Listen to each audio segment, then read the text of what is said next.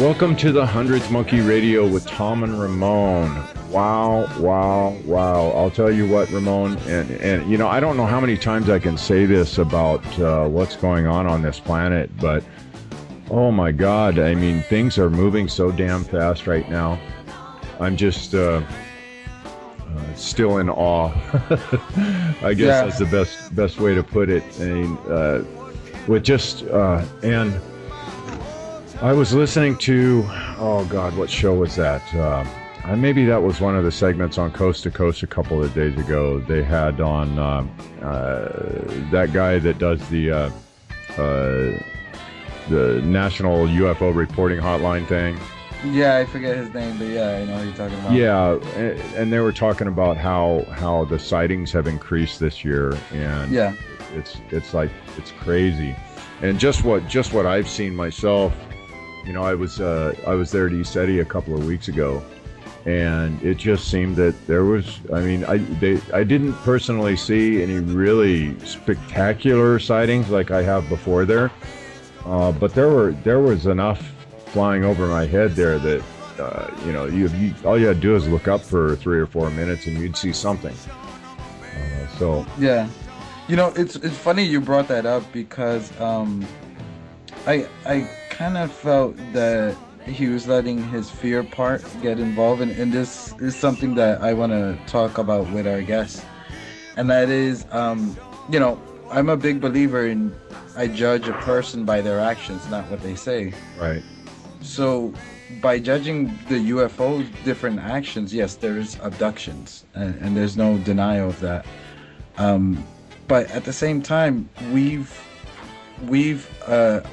fired on them so many times, and they've never like, you know, we've gave them enough reason to have a full-on attack. You know, there was that, what was that, 1943 was it, when the UFO over LA, and they were LA, I think that would, yeah, it was 43 or 44 something. Yeah, somewhere in there. Anyway. Yeah, and during the World War II, on all sides, they had tried to fire upon on them, and nothing. So judging by that, I don't really see them as being a threat, because if they were going to be a threat, I think it's already happened. I think the biggest threat to this planet is the guy in the mirror, you know. Yeah. Because it's not them who's, you know, doing the Fukushima stuff. It's not them starting the wars. You know, there might be a small group that has a negative influence, but yet you're still making a choice to do the things you do. So that's my take on that. We'll definitely get into that definitely tonight. And yeah, you know, I'm still kind of, I still kind of, you know, big question mark above my head on, you know, people talk about the benevolent and the malevolent sides that are influencing the planet, and you know, I'm still up in the air there as far as which way I want to look at those things. But if I take that whole as above so below, you know, theory to heart, and I think about what we have here down on the planet, and I look up in the sky, then I just got to say, well, there's going to be both sides of the coin up there too. So yeah, and the in between side too. Yeah. One thing I want to mention, I have a video up on the website that I found, and that was, it's an amazing video. It was actually done by ABC, which is funny. I thought I would never put something up ABC or any of those major networks would do, but so this guy was dressed an actor. He was dressed as a Muslim man, and he was wearing a beanie, and he's sitting there trying to change the tire in his car, and people are just walking by. No one helps him, and this guy comes over, and he was like, "What's the problem? All right, let's do this." So he starts fixing the guy's tire, you know, really quickly. And he was like, "Man, I thought nobody would help me because I'm Muslim." And with the guy, I can't remember exactly what he said verbatim, but he was just being so positive with everything. And then the guy was like, "Man, how much should I pay you?" He was like, "Just pay me with love." And I mentioned this during the live show, but for those of you who didn't catch the live show, he had like an alchemy tattoo on his elbow, and he was, explaining that to them, and they were just in awe with him because he looked much younger than us. He looked like he was maybe in his early 20s, and it was just amazing. So make sure you check out that video. And of course, you can catch us on Facebook, YouTube, Tom's YouTube channel, and make sure you catch Tom's Tom Talks. We also put up two videos. One was with Rihanna that Tom did an interview with, and the other one was a presentation that James Gilliland did. So you can catch that on the YouTube channel. Anything else, Tom? Oh, I think you about got it covered there, Ramon. I think we ought to just get into it tonight. Yeah, so he doesn't. Our guest doesn't fall asleep on us. Hey, tonight we have Dr. Michael Salla with us, and wow, he has done some amazing things in the UFO field. He's a pioneer in development of exopolitics, the political study of the key actors, institutions, and processes associated with extraterrestrial life. His interest in exopolitics evolved out of his investigation of the sources of international conflict and its relationship to an extraterrestrial presence that is not acknowledged to the general public, elected officials, or even senior military officials. His groundbreaking Exopolitics, Political Implications of the Extraterrestrial Presence book that he wrote in 2004 was the first published book on exopolitics and explained the political implications of extraterrestrial life. In exposing U.S. government policies on extraterrestrial life, he wrote in 2009, he revealed how the world's most powerful nation secretly manages information concerning extraterrestrial life and technology. In his most recent book, Galactic Diplomacy, Getting to Yes with ET, which was released this year, he shows how humanity can negotiate with extraterrestrial civilizations in a way that protects our vital interests. I want to welcome you, to give you the big 100th monkey welcome to this show, Dr. Michael Salla. Thank you, Tom, and thank you, Ramon, for having me on the show. Yeah, we're really excited. So, I doubted but just for those people that may not know you and may not know your background, because I really give you lots of kudos for being so bold, to do what you did by pretty much. Well, let me let you tell the story. How did you get into this? Well, thanks, Ramon. Well, actually, I was pretty much a conventional academic. I was teaching international politics in the School of International Service at American University. And in May of 2001, I saw a Disclosure Project press conference that was held, and I saw the video of that. And I was frankly amazed. I thought, this is incredible. I mean, why am I not teaching this in international politics? I mean, I was teaching classes, mainly of graduate students. These were some of the best and brightest people that were interested in international conflict, and they had really varied backgrounds, and they were paying upwards of $25,000, $30,000 a year to get top-notch degree in international politics from American University. So I was teaching these people the latest information about international politics and what it is that is happening in terms of conflict.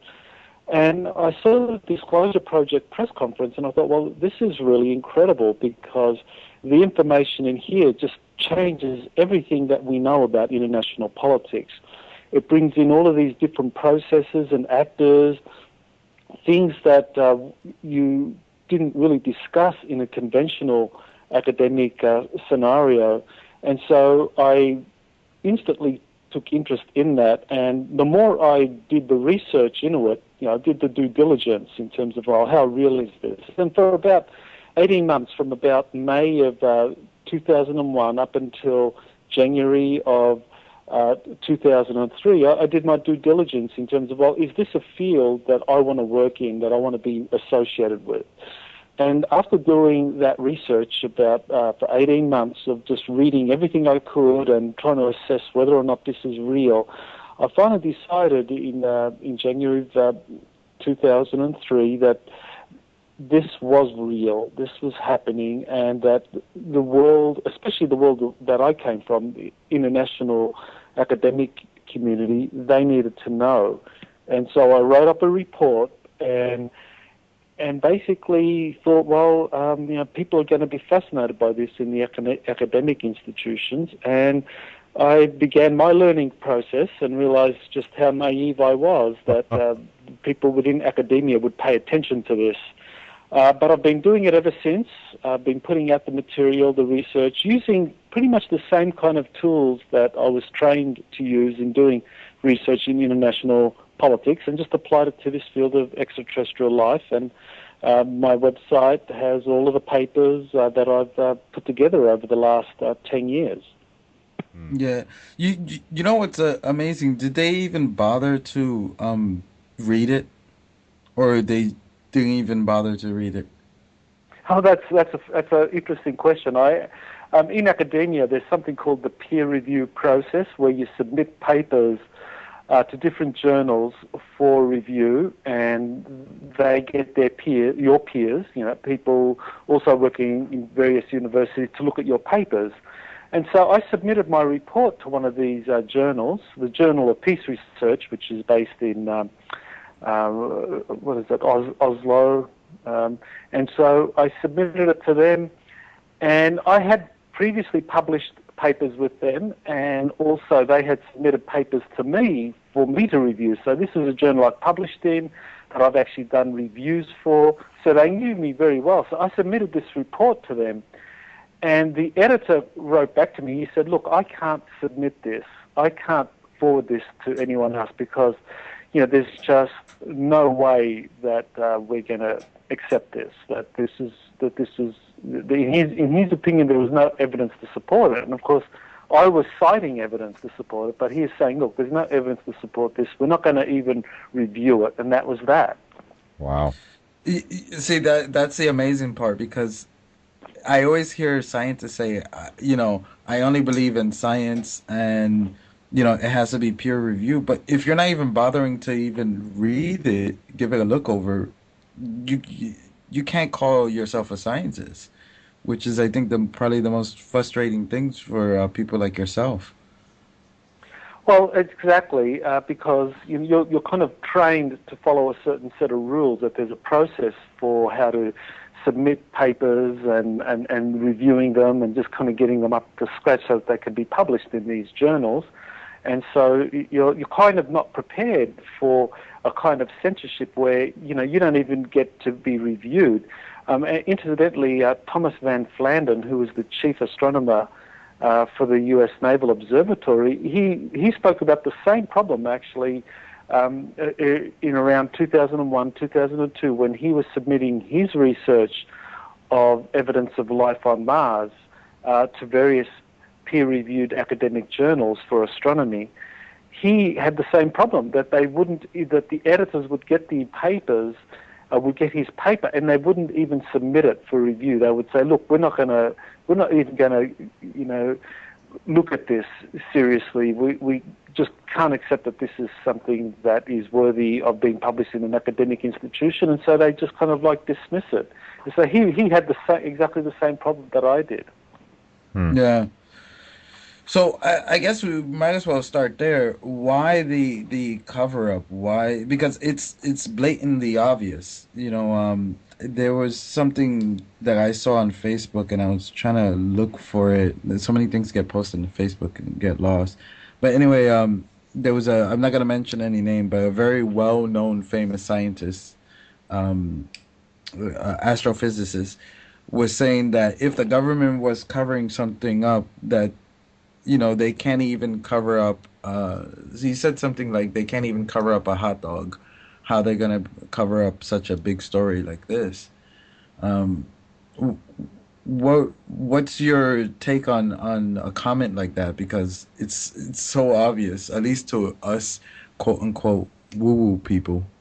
Um, Okay. Well, maybe I'll start with the kind of cover up in the terms of the scientific community, because that from there we can then kind of broaden it to why the media isn't covering it and so forth.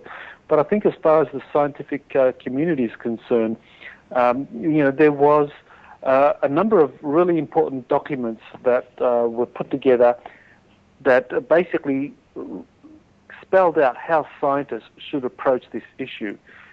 In 1953, there was something called the Durant Report, and that was the report that was issued by the Brookings panel. That was a panel of scientists that convened in January of 1953, and they basically did a review of the evidence that they thought was most supportive of this kind of extraterrestrial hypothesis.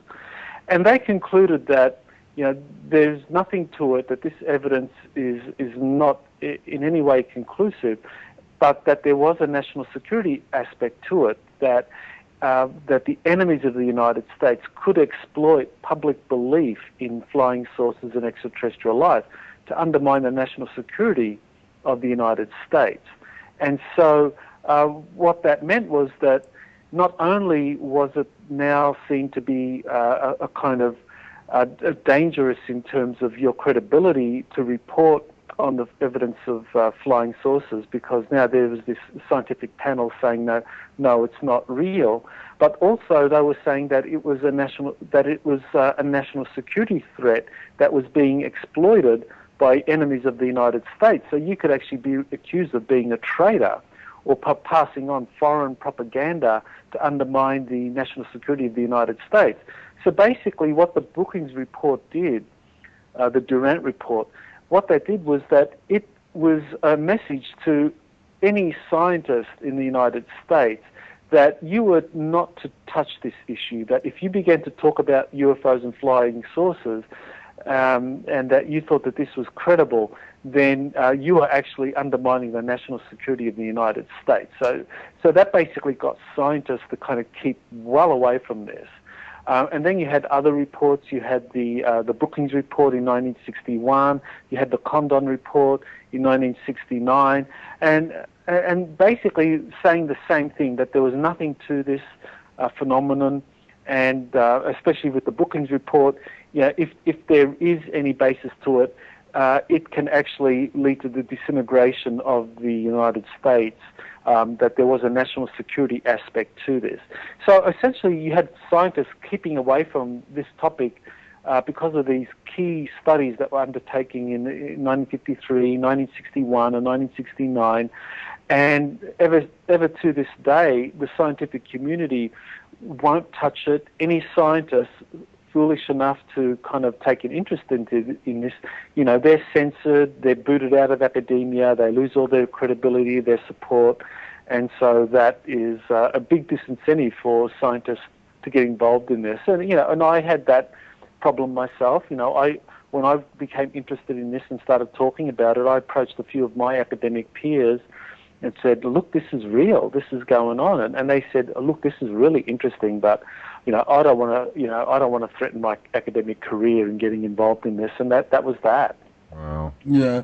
What I have to ask you, what made you decide to say, kind of like, F it, I'm gonna go for it and really try to put this out there? Because and I'm glad you did, because you've put out so much information, and I don't think this field would be the same without you. So what gave you the chutzpah to actually go and do this? I think there was something within me that was always waiting for this. I remember when I was very young, I was fascinated by extraterrestrial life. I was fascinated by science fiction movies, and I believed that they were here. And in fact, I my very first interest was to become an astronaut so that I could meet the space people. That was something that I grew up thinking that they were out there somewhere.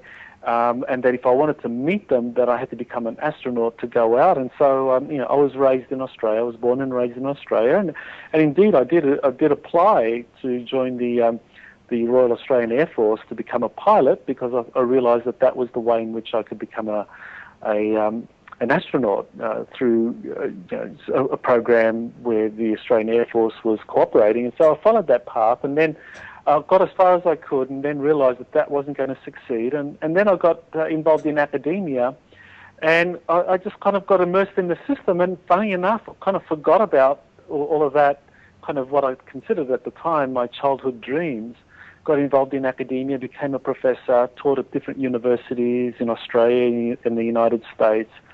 And then in 2001, it was like this Disclosure Project press conference that Stephen Greer organised. It was like that pressed the button. It was like that pressed the button. It was like, oh, this is an issue that is important to me, and nothing else is as important as this issue. And so it just became, like an overriding passion to find out if this was real. Because as I said, I always believed that they were out there, but I didn't realise that they were actually here, that they were visiting our planet, that the government knew about it, and the government was keeping this a secret. That was all new to me. I didn't know that was going on. And so when I realised that was going on, it was like there was no way I could go back to the way I used to be, where I operated under this illusion that they were somewhere out there, and eventually one day we would find out extraterrestrial life was real, and maybe in the future humanity would meet them. That was not something I could any longer believe in, that they were here, the government was covering it up, and I had a kind of passion and an obligation to let the world know that this was going on. Yeah, go ahead, Tom. I'm just curious. Back to the we talked about the 3 reports that came out. Have there been any other quote unquote official reports released since the 1969 report? Well, there was a study by the United Nations, the Political Affairs Committee in the United Nations General Assembly looked at the evidence that was submitted to it. There was a Prime Minister at the time of Grenada who was supportive of the United Nations taking an official interest in this phenomenon. And so he convened various meetings at the United Nations to study the information that he had and look at the evidence that was submitted by various experts. And he was successful in terms of getting the United Nations to pass a decision in November of 1978, basically recommending the creation of the United Nations agency to study UFOs and extraterrestrial life. Unfortunately, when it came down to implementing this decision, the Grenadian Prime Minister, Sir Eric Gairy, he was removed in a coup, a kind of an accidental coup, if you like, or a coup that coincidentally occurred just as he was about to meet the United Nations Secretary General to get him to take this decision forward and implement it. So this Prime Minister was removed from power, and the United Nations has not done anything ever since. But that is an official decision that was reached by the United Nations General Assembly. And that's probably the only major document that exists since the Condon Report that has a kind of U.S. input into it. Even though the U.S. was opposed, but nevertheless it involves the United Nations. There have been other kind of studies and documents that have been passed, like the Comet report by the government, right. By a number of NGOs associated with France, but that's not involving the U.S. Right. Yeah, and in that report, for those of you who are not familiar with it, that report, what because I know they did a very deep study, and I think it's something that I was amazed when I found it, and even more amazed that nobody was talking about it. Is like, that report. So, what kind of things did you find in that report? Well, that was passed in 1999, the Comet report, and that looked at all of the evidence that had been accumulated in France and also other parts of the world, including the United States.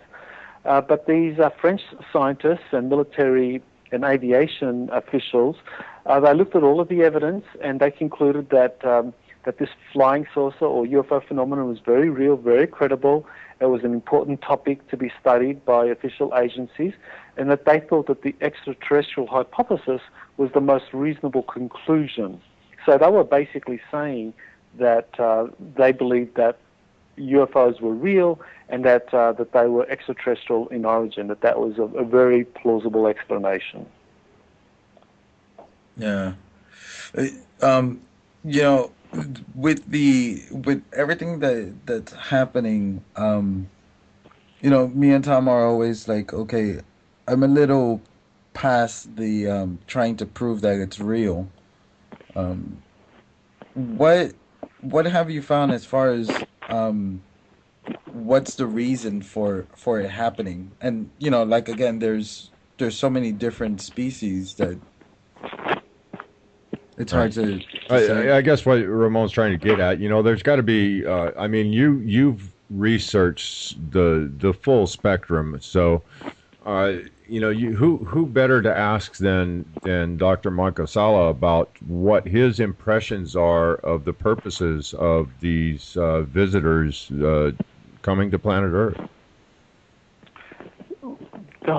That's a really huge question, Tom, and we could spend a lot of time with that. But let me kind of break it down into different steps, and maybe we can kind of have follow-up questions to kind of like further analyze it. But essentially, what I see is happening is that the initial reports of UFOs, flying saucers, tended to be associated with nuclear installations. The initial reports were that these were monitoring the development of nuclear weapons, and so the best evidence of that is the Roswell crash in 1947. The Roswell at the time was the world's only Air Force or military facility with an active nuclear weapon bombing capability. So the Roswell, I think it was called the 509th, that was based out of Roswell, and they could deliver nuclear weapons to anywhere in the world, and they were the only operational strike force with nuclear weapons anywhere at the time.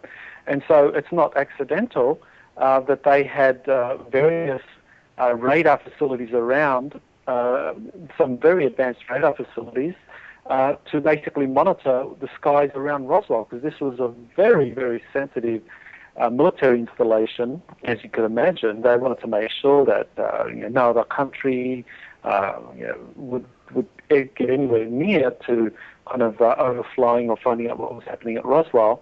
But you had these UFOs monitoring this site, the nuclear facilities there, and they basically applied one of these active radar technologies against that the flying saucer, and it crashed. And of course, then we have the famed Roswell crash, and of course, there have been a number of reports about the beings that were taken there. So, and then you had other reports of nuclear facilities in New Mexico, Nevada, being monitored, and that extraterrestrials were involved in these, or the flying saucers were very interested in this nuclear technology.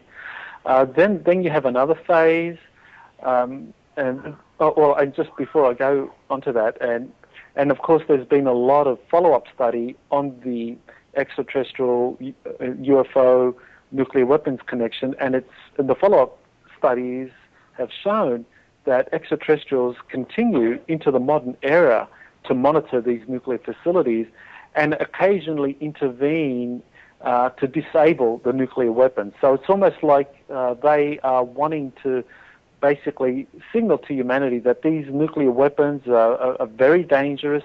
They have the attention of the ETs, who are very interested in them, and the ETs have the technologies to disable these nuclear weapons. So that's almost like a kind of signal that, don't ever think of using them because we can disable them, and they are very dangerous anyway. You don't want to have these. So there's a whole kind of subtext there in terms of the nuclear connection with the ETs.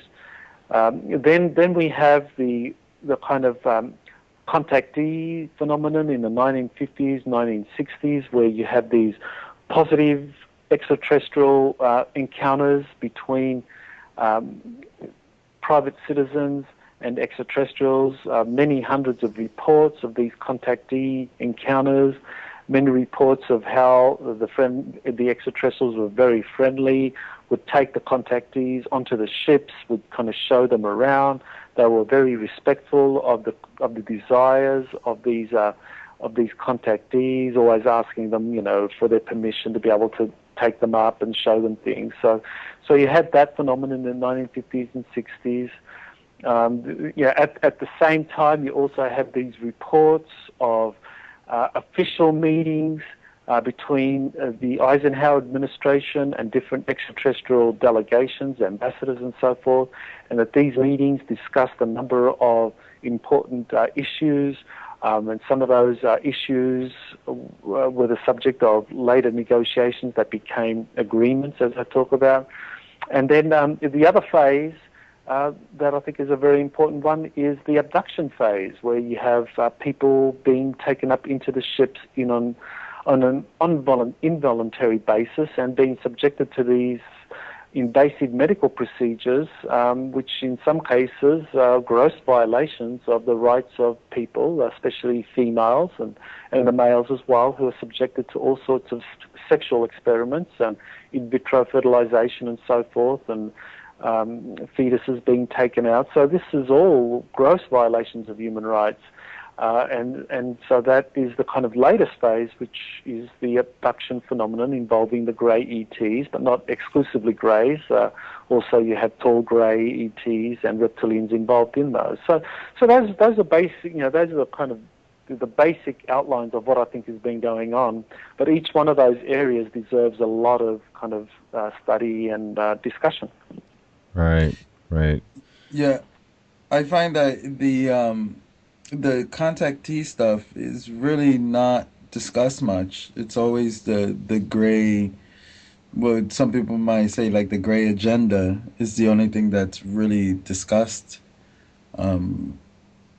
I wonder, because they've been really demonized, and you never hear anything about the human types or even the feline types or all these different types of aliens.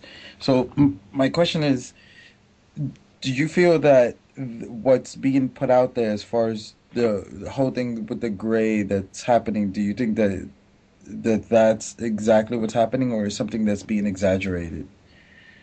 I think that it is being exaggerated. I think there is definitely a kind of invasive element to the whole grey, the whole abduction phenomenon, that there is certain ways in which they are violating the rights of people taken up. But I think that there's also a lot of exaggeration, because I think it's very important to point out that there has been psychological warfare being conducted against not only the American people, but against the whole planet. In terms of, I mentioned the 1953, the Robinson panel and the Brookings and the Durant report. I mean, that was psychological warfare. That was basically saying anyone that believes that this phenomenon is real is a kook, because there's nothing real to it. And at the same time, that they are basically the dupes of foreign enemies of the United States wanting to destabilize the country. And so that was kind of like the line taken by the Durant report and the Robinson panel, which was sponsored by the CIA.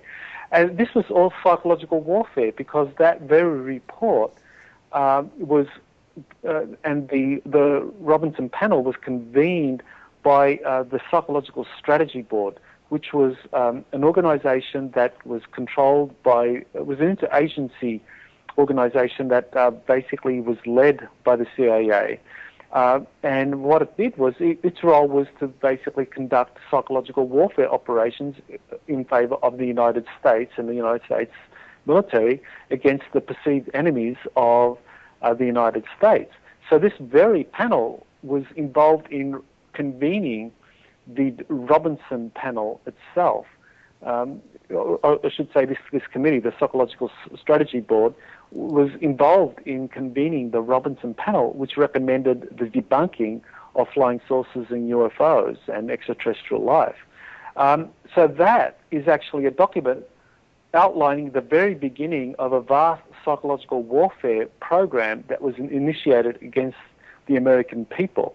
And at the very beginning, that involved debunking not just flying saucer reports, because the flying saucer reports, these were things that, there was a lot of debate about them anyway, and we know about that debate because there were a lot of people looking at some of the key figures discussing it, such as Donald Kehoe, Frank Scully, and Frank Edwards, and others of the day who were the big names in terms of the study of flying saucers. And they were looking at all of these Air Force, Navy reports about flying saucers. And so there was a big debate over that, and that was ongoing. And of course, people, could conclude one way or the other.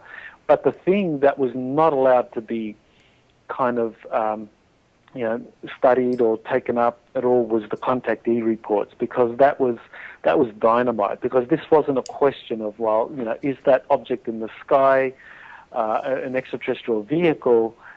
This was like first-hand witness reports of people being taken up on flying saucers and being taken to other planets and being exposed to these philosophies and teachings from another world, some of which were very destabilizing, or could be easily destabilize the United States. I'll give you an example that some of the contactees said that they were taken to these worlds or these societies, and the extraterrestrials didn't use money. They didn't have a financial system like we have. Money was something foreign to them. So immediately you could see from that the United States, those in control of the United States political system, were very, very worried about what would happen if this information ever got out into the public. That not only were extraterrestrials here, that they looked like us, that they had these superior technologies, that they had these really profound kind of philosophies that would be taking our kind of religious systems or belief systems to a higher level.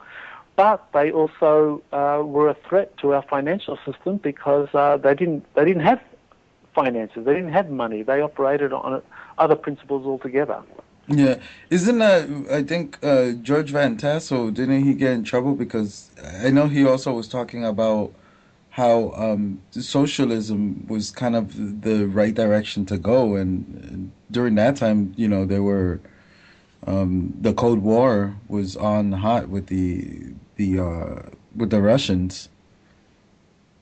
Well, that's exactly right. That's a really good example of what was happening here, Ramon. That people like George Adamski were coming forward, and they were sharing, their experiences. What was the things that they saw or witnessed when they were being taken up on the ships.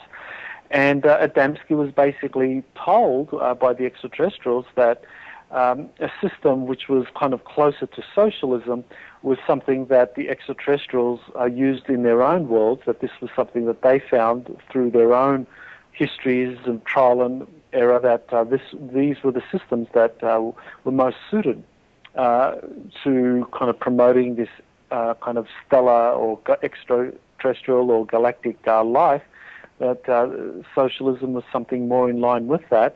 And of course they didn't have money, and so when Adamski started to talk about his experiences, I mean, he realized, he knew that socialism was kind of closer to the models that the extraterrestrials themselves used. So he was regarded as being someone that was sympathetic to socialism. And of course this was during the McCarthy era, and there was that anti-communist hysteria. So these were really big issues, and I think this was something that McCarthy himself, I think the McCarthy era was a kind of symptom of what the officials wanted to do was to discredit anyone coming forward talking about benevolent space brothers who were discussing kind of these extraplanetary utopias that resembled kind of socialist paradises. And so this was all part of the psychological warfare that was being conducted, and Adamski was kind of sucked into the middle of that. Right.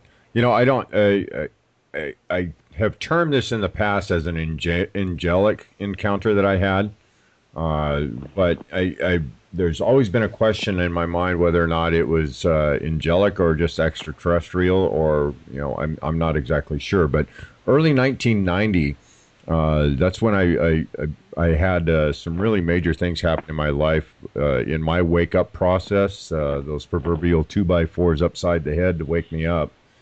And there was one morning where I was prompted, and it was almost a compulsion that I had, where I was directed to go out on my bicycle. I was in Palm Springs at the time, and to go out because there was somebody I needed to talk to. And I got out and I was riding my bike and was going from stoplight to stoplight with a group of these other guys that were riding their bikes. And there was this one guy that my bike just seemed to want to keep going towards. I finally got up the courage to stop this guy and talk to him. And, I was my mind was going 1,000 miles an hour. I'm following promptings of spirit to go out and do this, or the voice in my head, whatever you want to call it. So I finally stopped this guy and I say, "Excuse me, but I feel like I need to talk to you." And he looks at me and he smiles and he says, "It's always great to meet a kindred soul." And I was at a total loss of what to say to this guy. And the only thing that could come to my mind was, I asked him, I said, where do you think our world, what direction do you think our world should be going in? And he looked at me and said, "True socialism." And that's all he said. And I was just all slack-jawed, and I was like, I had no idea what to say. And finally I said, "Okay, well, thank you very much. Have a nice day," type thing. The light turns green. He takes off across the street. I glanced down, and I looked down for like 2 or 3 seconds. When I looked back up, there was a guy halfway across the street, but it was a completely different guy wearing different colored clothes.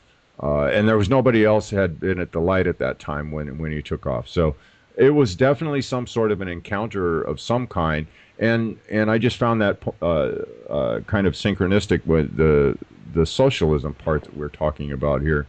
That was his answer to me. True socialism, where we take care of our brothers. Anyways, I just thought that's the important. Go ahead. Yes, that's the important principle here. That principle of taking care of one another is the kind of basis of socialist ideals or belief systems, and certainly various countries practice it to a certain extent. But the extraterrestrial visitors, that was a key part of their life, and it sounds as though, Tom, that this encounter that you had, that sounds very familiar to many of the encounters I've heard other people having, in terms of people that are very young and somehow they're following a kind of almost a telepathic impulse or push to go to a certain place to meet someone who then begins the process. So yeah, I would certainly be very open to that being a genuine encounter, with an extraterrestrial. Yeah, definitely. So, moving forward, we've got this block that's there. The officialdom has decided that this is something that it's not time by their schedule for it to come out. But when I look out the door, when I turn on my computer and look at things on, it's all over the place now. Everybody I meet, people I know, everybody knows that there's ships flying around in the sky.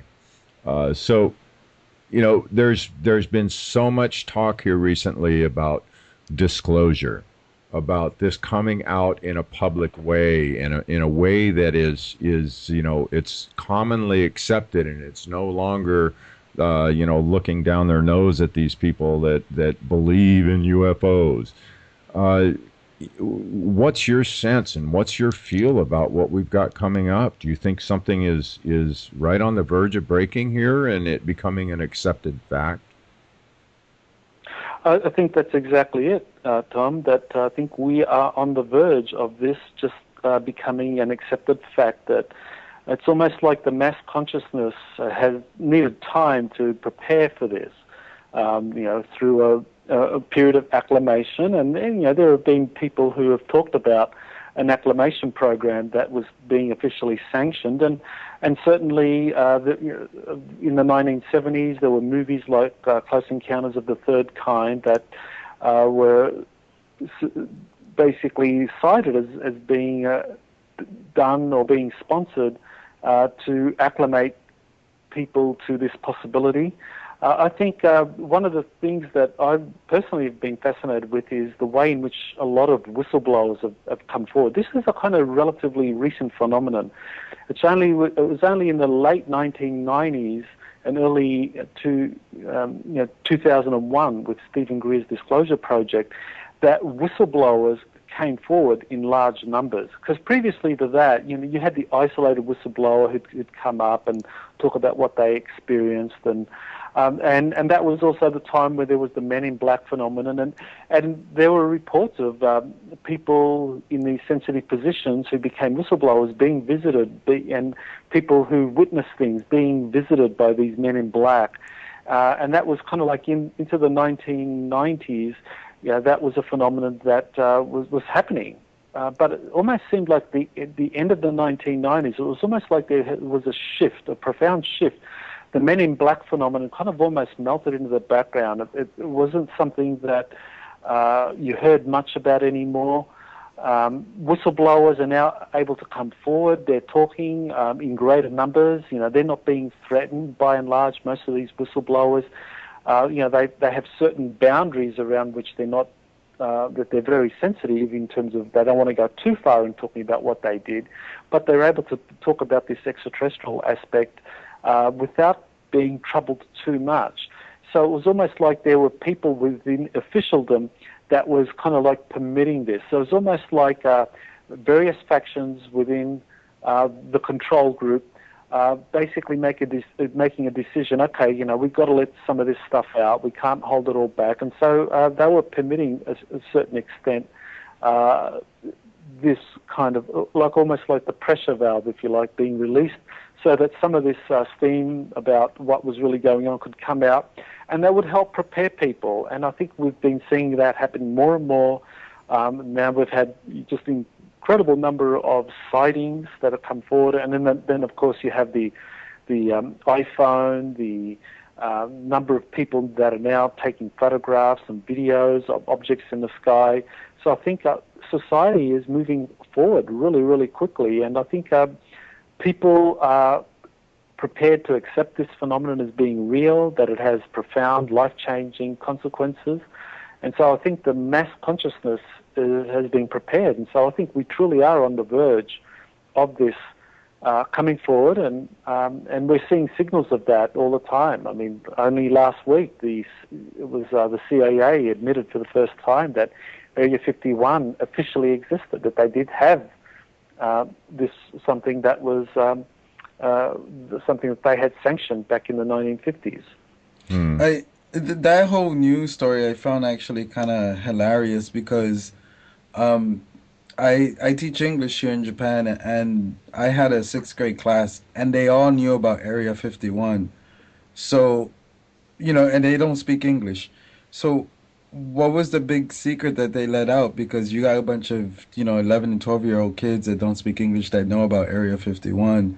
So I just found it kind of funny. Or did you think that was a right step forward? Because I kind of felt that, I heard that they had made those reports before, but just it didn't make big news, where this time it actually did make big news. Well, I think the thing is that we've got to keep in mind that the people who are interested in the UFO phenomenon, extraterrestrial life, we're talking about a tiny percentage of the population that are really interested in this, who are familiar with what has been going on and know about Bob Lazar in Area 51 and S4 and the development of extraterrestrial vehicles out of S4 and so forth. But that's a very small percentage of the entire population. For most people, Area 51 is kind of like part of this folklore. And certainly in terms of the world I used to live in, which is academia, the world of universities and professors and, representative government institutions and so forth, scientific think tanks and so forth, Area 51 was just kind of folklore, it was just conspiracy theory. Now what's happened is that by the CIA admitting that Area 51 is real, all of these scientists and these academics and people within the kind of conventional political process who maybe years ago said, oh, this Area 51 nonsense about UFOs, that's all conjecture, conspiracy theory. Well, now they're being told by the CIA, of all things, that Area 51 is real. So, even though for us it's kind of like, oh, wow, we knew about this 20, 30 years ago, with Bob Lazar came forward. Right. I think for many scientists and academics, this is big news. Nice. This is really big news.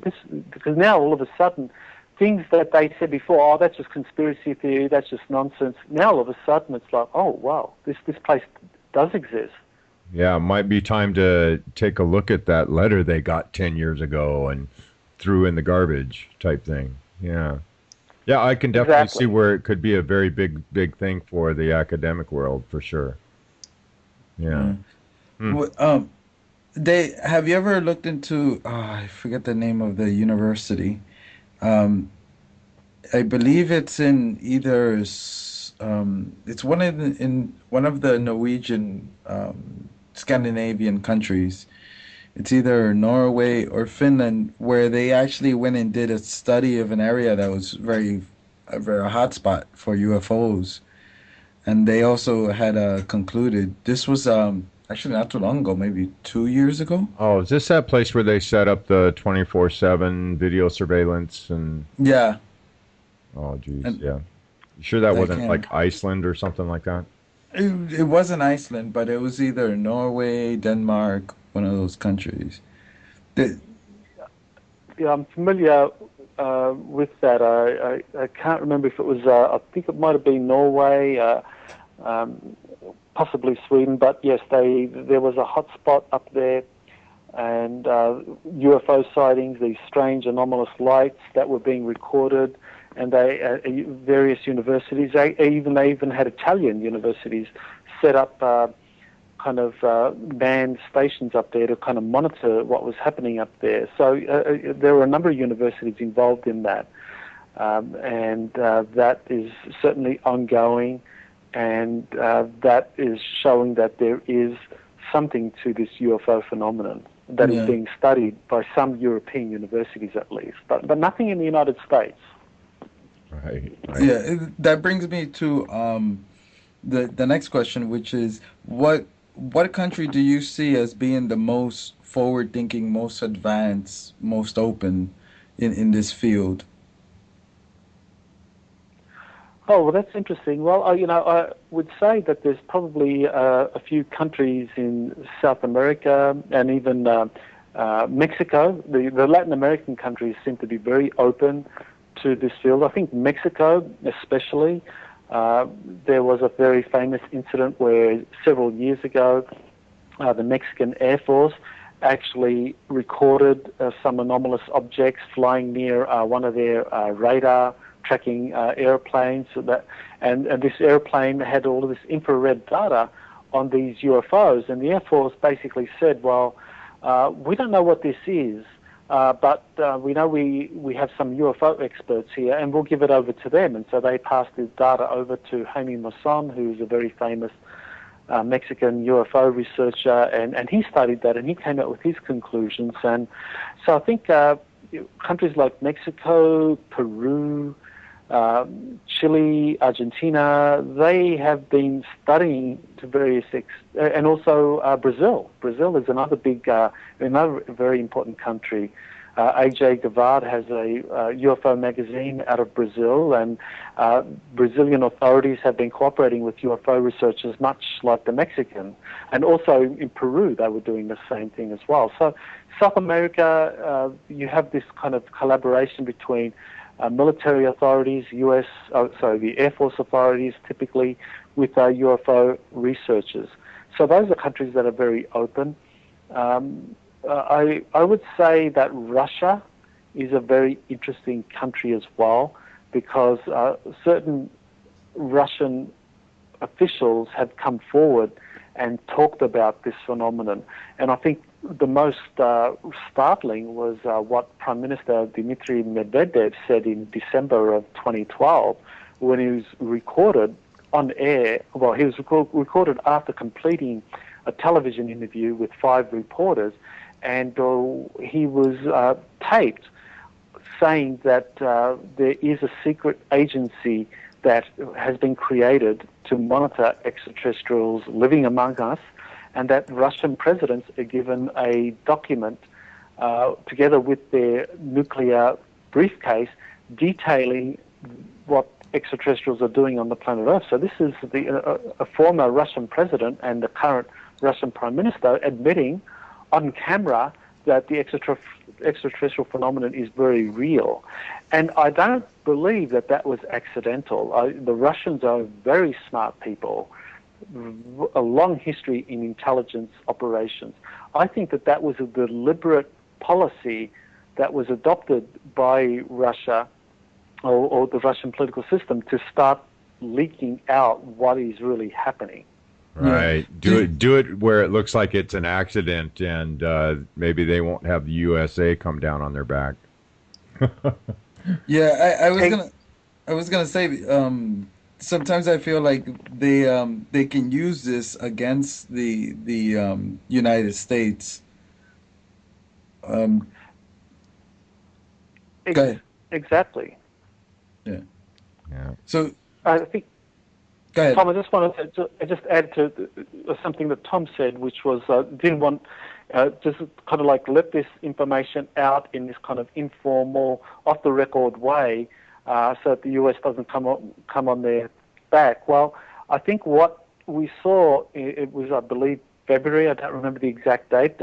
February or possibly March, when we had that Comet incident, where there was a comet that was passing by the Earth. Right. Very close to the Earth, but it wasn't going to collide. And at the very same time, on the very day that this comet was flying by the Earth doing this near flyby, another comet explodes over a large Russian city, causing a lot of material damage. Not many, there were roughly 100 and something injuries, no deaths associated with this. But to me, that was more than coincidental. And becoming like 2 months after what Medvedev had said, I was wondering whether that was a kind of secret government warning to the Russians to back off. Yeah. You know, when that happened, I thought that same thing, Michael. I mean, that popped into my head. I was like, okay, well, maybe they're going to have to watch their P's and Q's. Yep, that's how they do it. That's how the secret government is not controlled by any one government now. It's a kind of this non-governmental, multinational, transnational entity that doesn't answer to any one government, but actually intimidates and blackmails other governments. Right. Well, we've burned up this first hour, and we didn't even talk about your new book yet in this first hour. We'll definitely get into that in the next hour. Where can people get a hold of your material at and the book? They can go to exopolotics.org, exopolotics.org, and they got that is where you can find all my material, a lot of written material, a lot of videos that have been put up there as well, and they can find it all there, as well as the book. I love your new YouTube channel, by the way. Fantastic work there. Thanks. I think that's the way to go. To get this information out to as many people on YouTube as possible. Yeah, good stuff. Good stuff. And what's the name of the channel? Just Michael Salla? It's Exo News. exonews.tv. There you Great. go. All right. Well, they'll redirect them there. Yeah, we'll have links to that along with this show page also. So, all right, guys. Well, I want to thank you for listening to the first hour here with Dr. Michael Salla, and we're gonna definitely dig into some more fantastic and amazing stuff. This stuff is just absolutely amazing. In the next hour, and if you are not a member yet, I would urge you to go to www.thehundredthmonkeyradio.com and join, become another monkey, and help support Ramon and I and all that we're doing with the radio show. Love you guys, and we'll see you in the next hour. Condemnation without investigation is the heights of ignorance. The love you deny is the pain you carry.